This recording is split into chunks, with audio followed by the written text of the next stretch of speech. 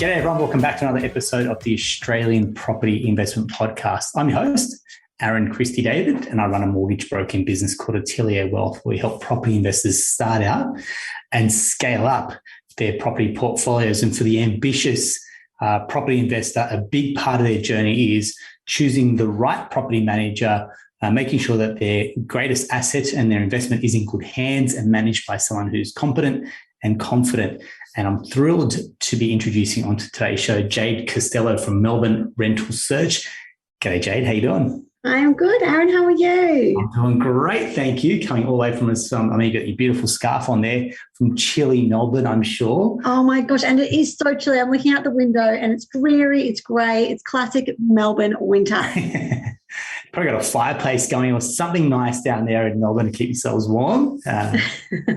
Before we do kick off, I want to be very clear that the conversation that Jade and I have is very general in nature and not intended to give advice. So if it's advice you're after, please find a suitable expert and make sure you pay for that advice as well.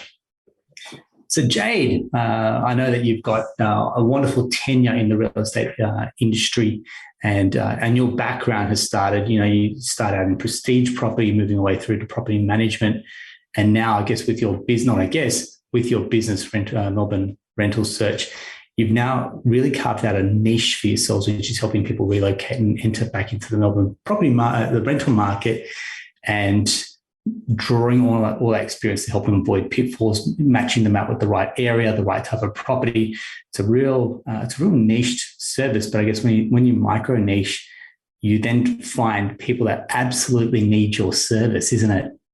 Oh, yeah, they do. They really do. And when we sort of had this idea, myself and my business partner, we knew there was a need. I worked in property management and leasing for a while, and we often got calls from people moving from interstate or abroad that would see a property that they like online, but they would sort of say, oh, how do I go about applying for it? And at that time, you couldn't lease a property without either you inspecting it or someone inspecting it on their behalf. So unless you had a family member or a friend that was here on the ground, you had to fly here, get an Airbnb or hotel for a certain amount of time, go to inspections, which were sometimes cancelled at the last minute, get back there, have spent all this money, don't have a property still. It was all just a bit of a headache.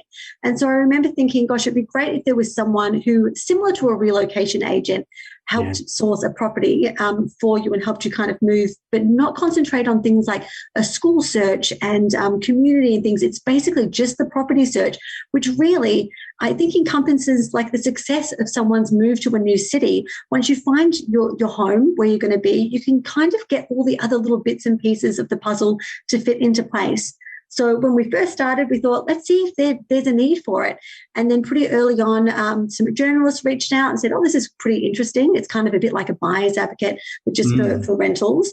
And then it just went gangbusters. It just went completely ballistic. And so many people reached out and said, oh, if only we had known that something like this existed when we moved. And so pretty early on, we realized we were onto a good thing. And yeah, here we are. Excellent. So leading on for that, to introduce yourself, it's what I call the 3 Ps about yourself personally. We're touching on your professional journey, but you can elaborate on that as well, and property journey as well, if you may share and indulge us. Okay, the 3 Ps. So first, personally, so I'm a mum. I've got a 2-year-old and a 4-year-old. Yeah, so you get your hands full, don't you? Full, that's it. But it's fun. It's always very fun. And after a big day, that's kind of the best. I feel like when you're a working mum, the time that you do have with your kids is just all the more sort of precious. And I'm very keen on trying to be the fun mum in that time. So we're out doing things. It's great. My husband works a lot abroad. He didn't during COVID. He completely stopped. But now he's out and traveling again. So I'm back to kind of like juggling kids and work, and it's a lot of fun. So that's me personally. Yeah. Professionally, I've worked in leasing, in residential leasing, property management. I worked for a buyer's advocate for some time. I've now gone into, I guess you could call it more of a tenant advocacy role. My family are all into real estate. So my grandfather, he owned a real estate agency. He was a real estate agent. all my uncles, my brother are all real estate agents. My mum is a property developer. My husband works in commercial. So it's a lifestyle. It's in the genes. It is. It's in the blood. It's in the genes. Property. Plenty of good conversations about property, and that's very much what I want to ask. We'll kind of kick off with the property and the state of the market, and we talk about vacancy rates, and some is calling it like a rental crisis. So you've been very much at the forefront of this, seeing what's happening on the ground and seeing the demand probably exceed some of the supply for good quality properties for tenants. So take me through, what are you seeing, especially in Melbourne, on the ground at the moment? So it's really interesting because during COVID, everything just slowed right down, and there wasn't much happening at all. We were sort of telling clients, the few clients that we had coming on during COVID, the ones that were brave enough to come to Melbourne, that this is a tenant's market, be a bit cheeky, offer a little less than the going rate. Like we were just, we had never seen anything like that before. And then fast forward 12 months, the shift has been unbelievable. So not only, of course, have rents gone back to where they should be sitting, but we're finding tenants are so desperate to get into a property, they're often offering more than the advertised rental amount. And just the sheer number of people going for the same property is through the roof. So we used to see, it was pretty normal that you would go to a good quality property that was priced right and presented well. You might have one or two other applications. And we tend to like to think that our clients were mostly, usually the approved applicant. They were coming through us. We were helping them with their application. They were putting their best foot forward. It's just not like that anymore. I mean, we are going to properties and often having our clients as top-end executives that are applying for properties that are well over $1,000 per week, and there'll be another 10 applications that we're going up against. Wow. And it's just not that shoe-in that we had before. The demand is just so strong. And the demand is driven by, is it people coming back to Melbourne? Is it people that are moving back, say, closer to the city after being away? What are you seeing? It's actually a little bit of a mix.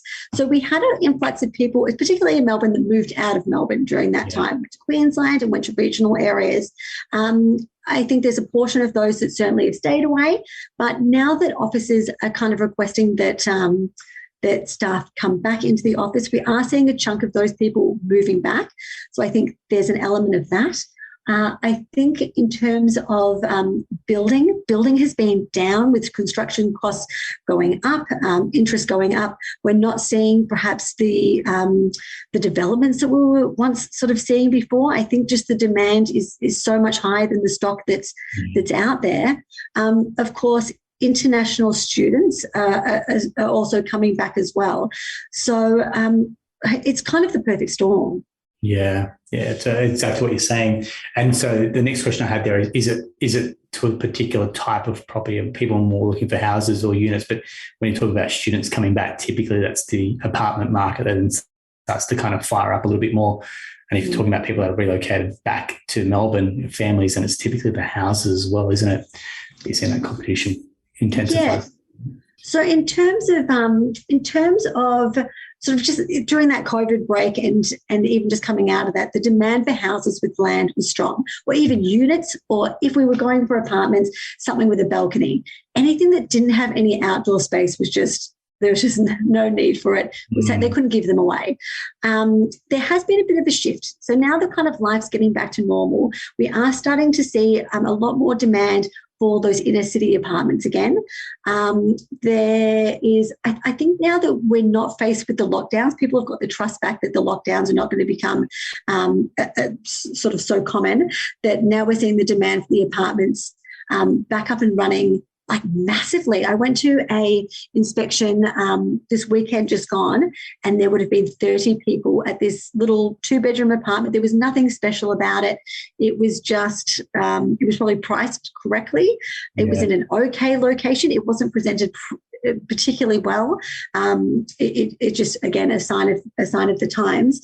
But I think the trust there for apartments is back. So I think it's leveling out. For a time there, if we had this conversation 6 months ago, I would have said definitely houses are the preferred, but there's leveling out. It just depends on the individual now. Yeah, very nice. And we're talking about the migration back. So we're talking about international students. You're saying that borders are open out for now. Work to fly in and out.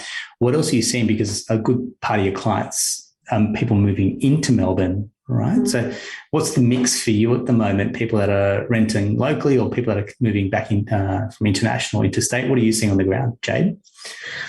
So in terms of, our clients are really a bit of a 50-50 mix at the moment. We had a real kind of built up demand for people who were planning to move over the last 2 years, but just couldn't.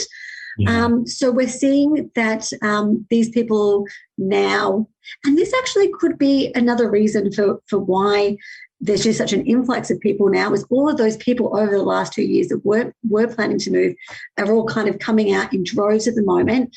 And I guess same with interstate. Look, I'd say it really is just a bit of a 50-50 mix. Our business is not so much seeing people who are moving back to Melbourne. We've had very few of those clients. It really is people who are moving here for the first time. And majority of our clients don't tend to come out first to do a bit of a reconnaissance trips and have a look around and whatever. They're really going from what they're seeing online and doing a lot of their own independent research about Melbourne or whatever city they're going to, a lot of forums, a lot of Facebook.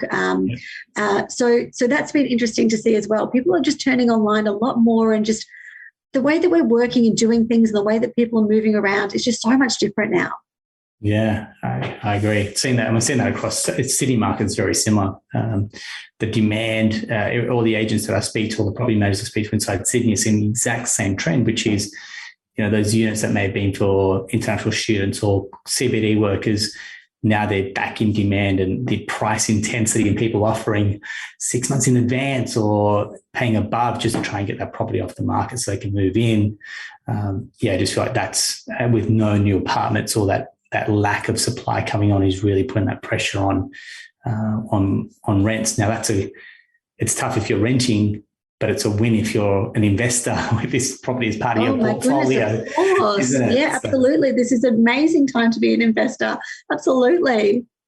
So when we're talking, and you mentioned this before about, hey, look, when we did tenant applications, we had a pretty good strike rate because you know exactly what you're doing, you know what the property managers want to see. They're well put together applications. So kind of switching gears a little bit, for someone that's looking to not rent necessarily, but people that are reviewing tenants' applications, what is your trained eye looking for that separates your great application compared to maybe a mediocre tenant application, which might not get a look in? Mm-hmm. Okay. So as an investor or as a property manager, you're really looking for two things. Can this person pay the rent, and are they going to pay the rent? And are they going to care for the property? So property, and it's been really insightful being on this other side and kind of applying more so than like checking applications and doing that side. What I do know is property managers have sort of a checklist of what they want. Does this person have a steady job? Can they provide their 3 last pay slips?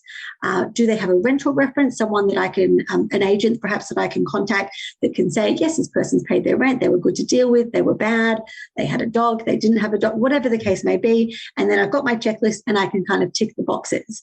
So if you have someone that applies that very much ticks those boxes, it's kind of like a bit of a no-brainer. I guess what I find frustrating being on this other side, and sometimes I feel like a lot of property managers who are perhaps young in the industry or just simply don't have enough hours in the day, if a tenant falls sort of in their lap and puts an application forth that's outside of that norm, which does happen a lot, they kind of put it in the too hard basket and perhaps don't educate investors enough to consider some of these tenants who are often really great. So that may be, let's just take the first example, someone who doesn't have a rental reference because they own their own home. So the way that you would get around that is you would ask for proof of ownership, that like a council rates notice or something like that. And even speaking to the person who's either selling their home or the agent who's got the listing for their home to see how they've been sort of dealing with, there's always ways around that. I always say jump online and have a look at the home that they're selling or that they've put up to lease, see how it's been presented to get around that. someone who perhaps doesn't have a role that they've been in for a long time. My clients, a lot of the time, are moving to the Melbourne for the first time from abroad. So they're moving often for a job opportunity. So in that case, you would simply ask them to provide a letter of employment or a letter of offer for that new role. Getting references from overseas would be really great if property managers spend that little bit of extra time and just wait for that return email opposed to just too hard basket, because these people who are coming from overseas tend to be moving, the professional people as expats. They make great tenants. They're looking to create a new home, a new life. They're usually long-term tenants.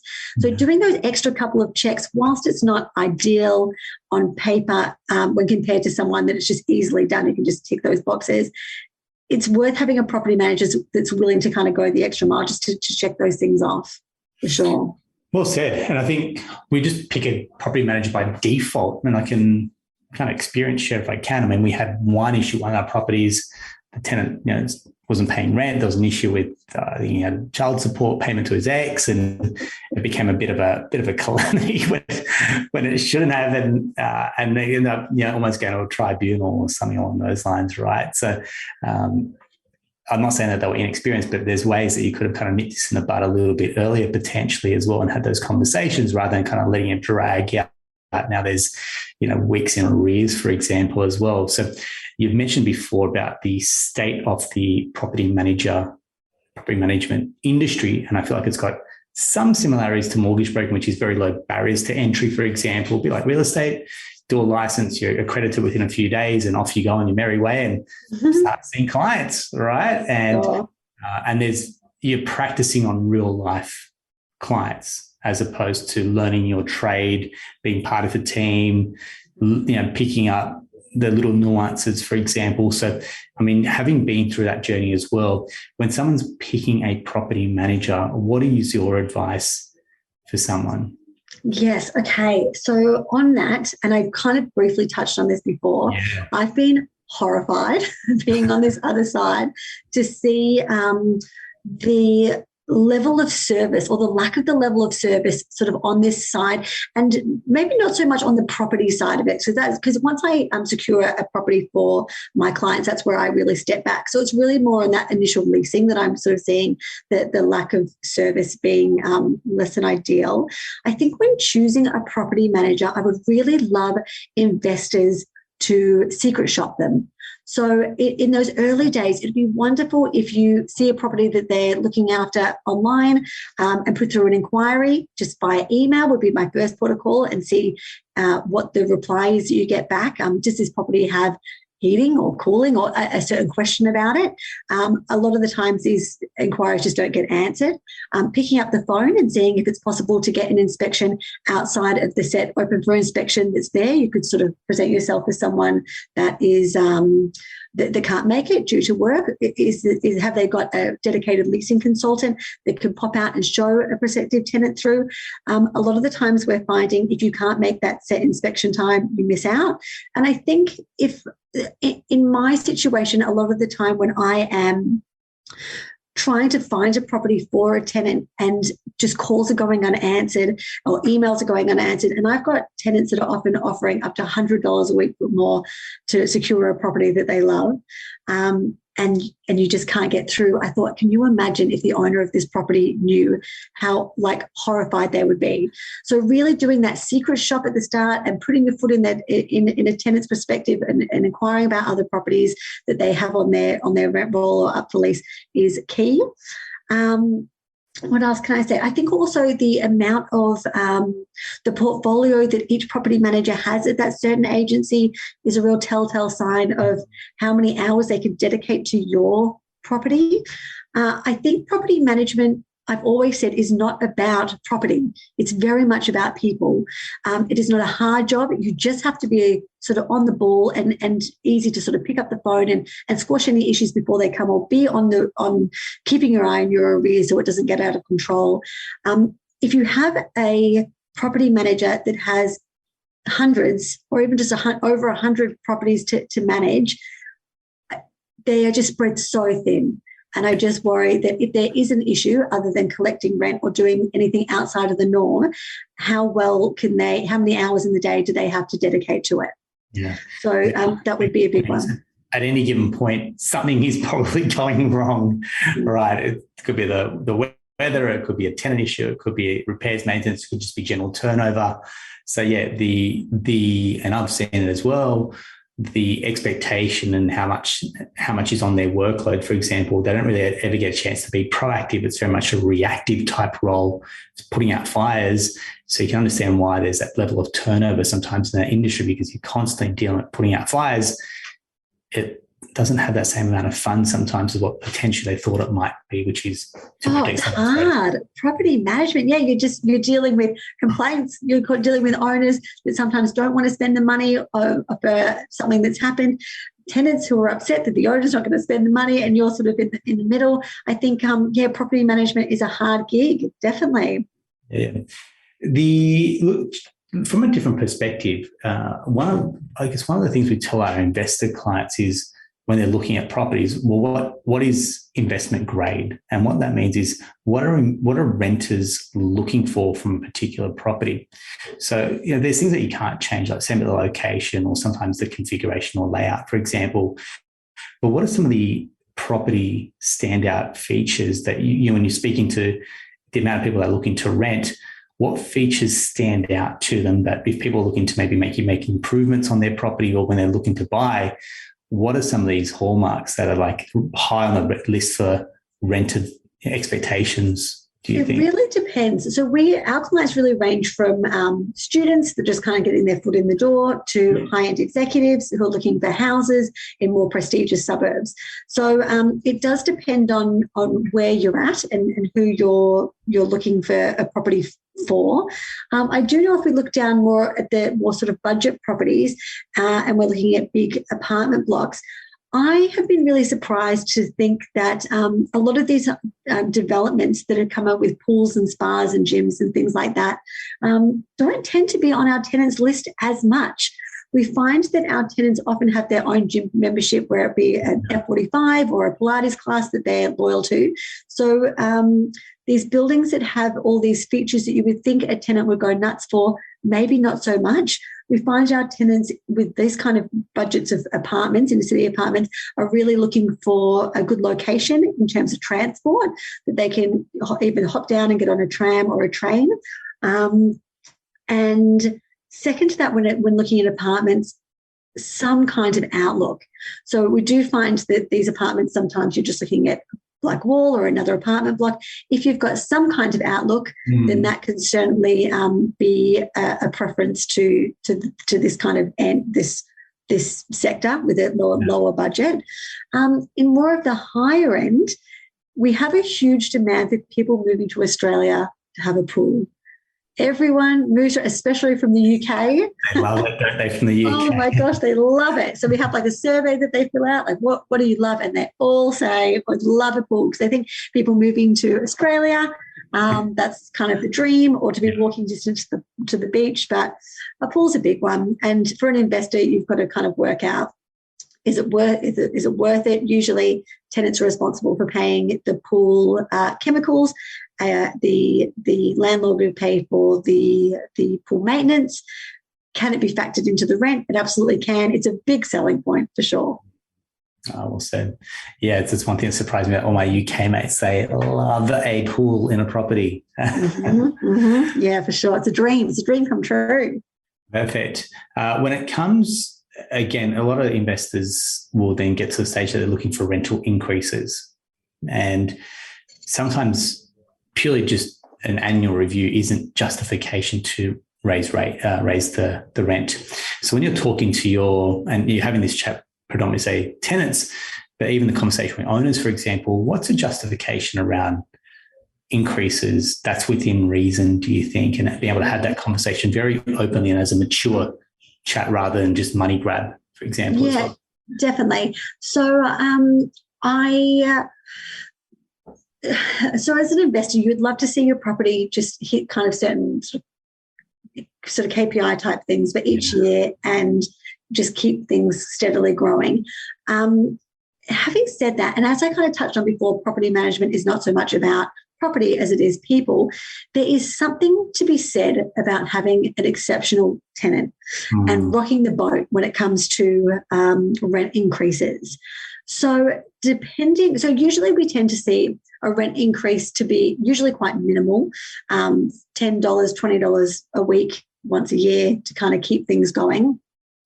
If you have got a tenant in there that's looking after your property, paying a rent, the rent's always paid on time, you do sometimes have to take into account, all right, if this person was to leave and I've got my couple of weeks of vacancy time, my reletting fees and things, in today's current market, I don't think tenants are leaving for the sake of $10, $20 a week, but I'm casting my mind to when this is not so much the case. Yeah. I think there's a lot to be said for not always rocking the boat.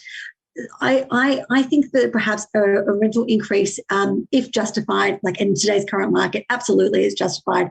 Do it. But if you know that your tenant perhaps might be a single mum or a student or something like that, and just doing it maybe every second year, it's almost a bit of a gesture of goodwill.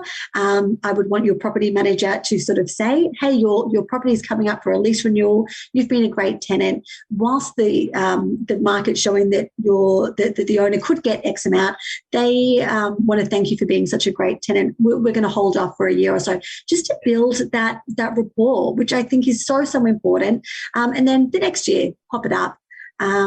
There's something to be said about that relationship to keep that strong.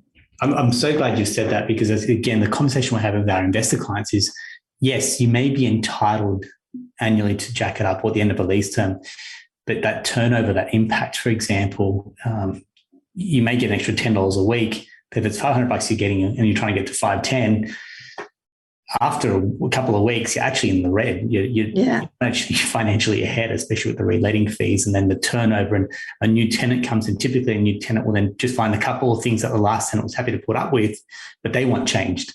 And so, just being mindful of going, just because you can doesn't mean you have to as well.